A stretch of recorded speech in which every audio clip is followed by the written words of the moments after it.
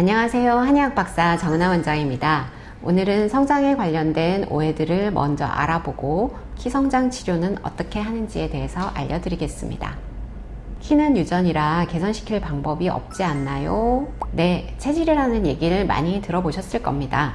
부모의 체형, 골격, 기질 등을 물려받는 것을 체질이라고 하는데, 체질이 유전되듯 키 역시 유전의 영향을 많이 받습니다.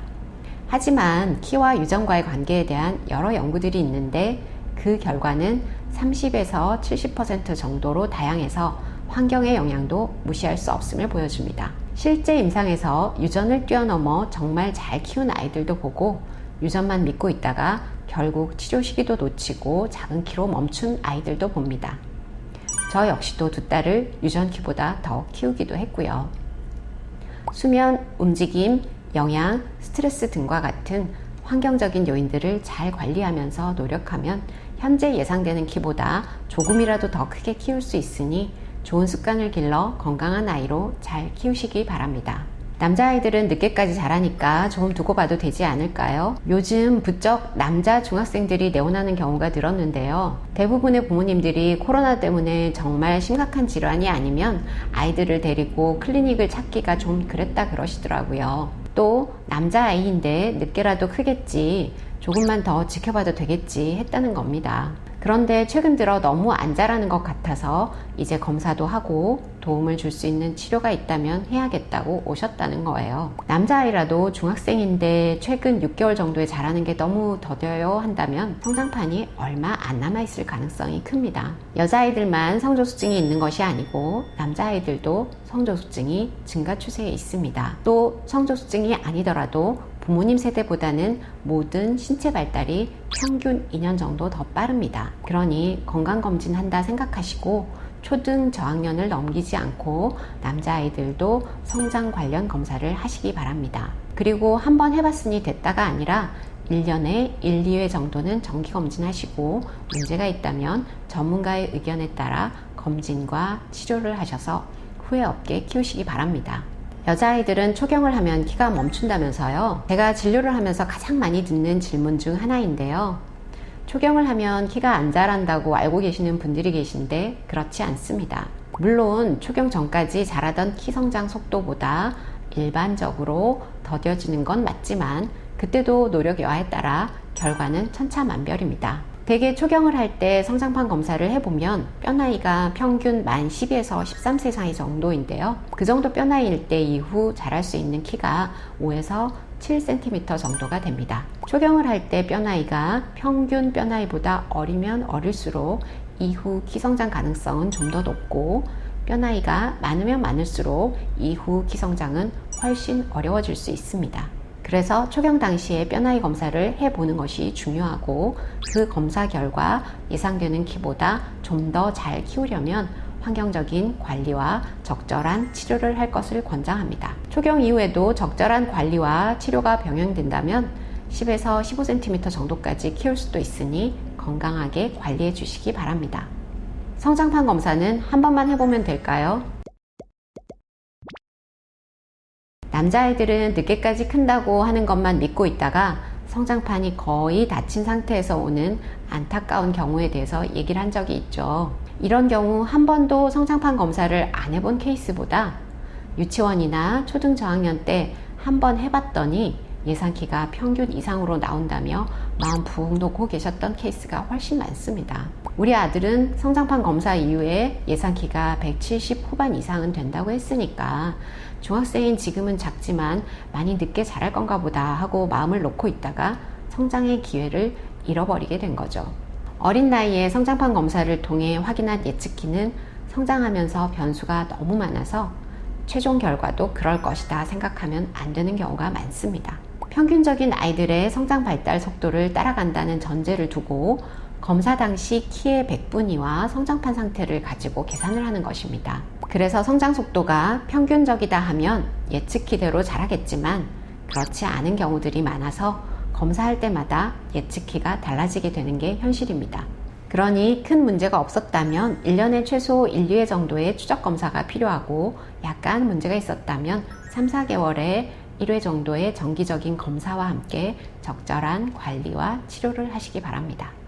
키성장을 위해 잠은 꼭 10시에 자야 하나요? 적당한 수면 시간과 취침 시각을 일률적으로 제시하기가 참 힘들긴 합니다. 미국 수면학회에 따르면 청소년의 경우 8시간에서 10시간 정도 수면을 권장하는데요. 일단 성장에서 가장 중요한 초등학생의 경우 총 수면 시간으로 취침 시각을 살펴보겠습니다. 9시간에서 10시간은 자야 하니까 아침 기상 시각이 7시에서 8시라면 저녁 9시에서 10시 정도에는 자야 하고 늦어도 11시에는 자야 그 정도의 수면 시간을 확보할 수 있게 됩니다. 성장기 학생이 일어나야 하는 아침 시각에서 역산을 하니까 10시 즈음이 되기 때문에 이런 이야기가 나온 이유가 일단 있습니다. 또 빛과 수면 호르몬과는 밀접한 관계가 있어서 자연의 광주기에 맞게 자고 일어나는 것이 숙면과 건강에 더 유리하다는 이유도 있습니다.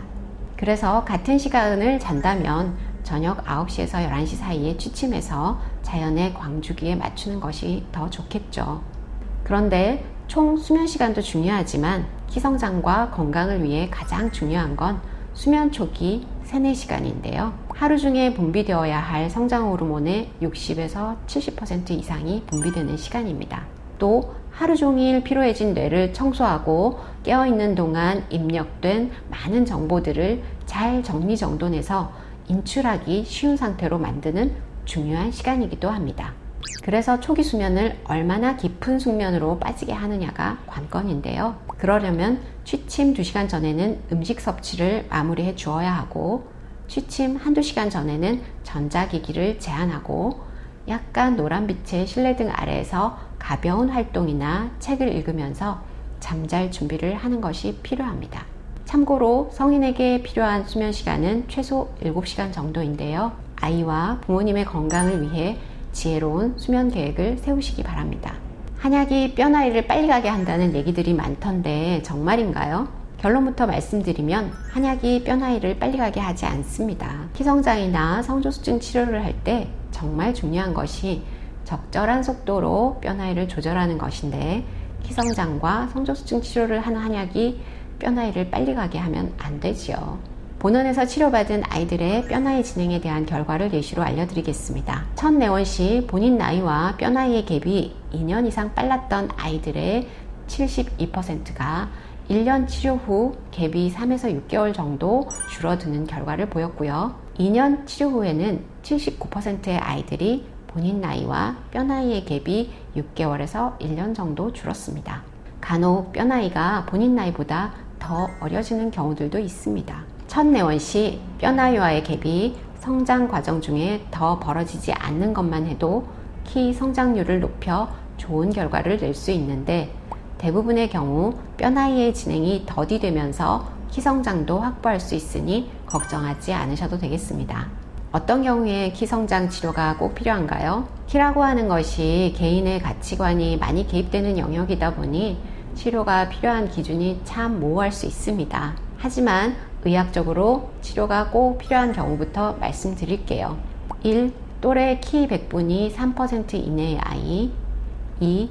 연간 키성장 4cm 미만의 아이. 3. 또래 평균 신장보다 10cm 이상 작은 아이. 4. 성장 호르몬 검사에서 성장 호르몬이 결핍인 아이. 5.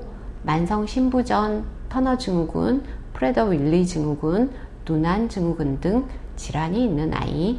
6. 임신 주수에 비해 작게 태어난 부당경량화 진단을 받은 저신장 아이 정도로 정리할 수 있겠습니다. 말씀드린 1, 2, 3번의 경우는 특발성 저신장증일 가능성이 큰데요. 저신장이 되는 특별한 원인은 없고 성장 호르몬 분비는 정상인 경우를 얘기합니다. 대개는 부모님의 키가 작은 경우들이 많죠. 이외에도 저신장은 아니지만 결정한 진로가 예체능계여서 신체 조건이 필요한 경우라든지 또 키에 대한 남다른 니즈가 있어서 키가 작은 걸로 정신적인 문제를 야기할 가능성이 있는 경우 등에는 성장 치료를 할 수 있겠습니다. 마지막으로 성장과 따로 생각할 수 없는 성조수증 치료를 하는 경우 키 성장이 예상보다 잘 안 되면서 최종 키의 손실이 예측될 때도 키 성장에 대한 보조적인 치료를 해주어야 합니다. 키 성장 치료는 어떻게 하나요? 성조숙증, 성장, 성적은 부모님들이 우리 아이들의 문제 중 가장 관심 있는 문제들이죠. 그래서 키성장에 좋다는 영양제들도 정말 많이 먹이고 계시던데요. 영양제는 정확히 얘기하면 건강기능식품으로 전문 의약품이 아님을 알고 너무 큰 기대를 하지 않는 것이 맞습니다. 성장지연이나 성장장애를 치료하는 방법 역시 양의학적으로는 성장주사가 있고 한의학적으로는 한약치료가 있습니다. 성장주사는 매일 또는 일주일 단위로 자기 전에 자가로 주사를 하게 되는데요. 성장호르몬 결핍이 있거나 질환에 의한 저신장증에는 효과가 확실히 있는데 특발성 저신장의 경우는 효과를 보장할 수 없는 부분이 있어서 신중히 생각하고 결정하셔야 합니다. 최근에는 큰 키에 대한 선호로 저신장이 아님에도 키를 더 키우기 위해 성장주사를 맞는 경우도 많아졌는데 효과도 효과지만 부작용에 대해서도 전문의로부터 충분히 확인하시는 것이 필요하겠습니다. 한의학적으로 처방하는 성장한약은 성장지연이나 성장장애가 나타나는 원인을 분석해서 1:1 맞춤 처방을 하게 되니 부작용의 위험이 적겠죠. 또 비만이나 당뇨가 있는 아이들의 경우 성장 호르몬 주사를 맞기 힘들 수 있는데 한약치료는 비만과 당뇨를 개선하면서 성장을 함께 도울 수 있는 장점이 있습니다. 효과적인 성장 한약을 처방하기 위해서는 진단과 경과 관찰 시 한의학적인 검사와 양의학적인 검사가 항상 통합적으로 이루어져야 합니다. 이렇게 제대로 진단하고 처방된 한약은 체질 개선 및 면역력 증진과 함께 효과적인 키성장도 얻을 수 있어 자연스러운 성장치료라고 할 수 있습니다. 어떠한 질환이든 치료 효과를 높여주고 지속시키기 위해서는 건강한 생활관리가 필요한데 한의학적인 섭생 원리를 처음부터 교육하고 관리하는 것이 한의학 치료의 장점이라고 할 수 있겠습니다. 이 시간에 알려드린 내용들이 우리 아이들의 건강한 성장에 도움이 되길 바라고 경청해 주셔서 감사합니다.